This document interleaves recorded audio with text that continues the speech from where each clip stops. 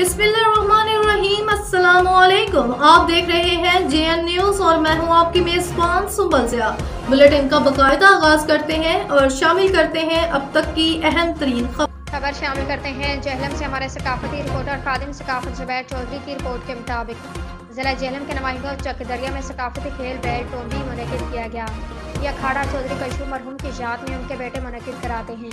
इस तकरीब में जिला गुजरात मंडी बहाउद्दीन सरगोदा जेहलम के बड़े बड़े जिम्मेदारों ने शिरकत की। जिम्मेदारों को ढोल की थाप पर इस्तकबाल करके उनको पंडाल में लाया गया, जहाँ पर सकाफत और बेलों के शौकीन जिम्मेदारों ने ढोल की थाप पर पंजाबी धमाल डालकर खुशी का इजहार किया। बड़े लोगों का पसंदीदा तरीन खेल समझा जाता है। अव्वल आने वाली जोग हाजी चौधरी नज़ीर मरहूम जिला गुजरात दांदा लिश्कारा ने 10 मिनट में 204 फेरे लगाकर अव्वल पोजीशन हासिल की गई। नकद इनाम, ट्रॉफी, पग और झंडा दिया गया। इस अखाड़े का पूरा साल लोग इंतजार करते हैं।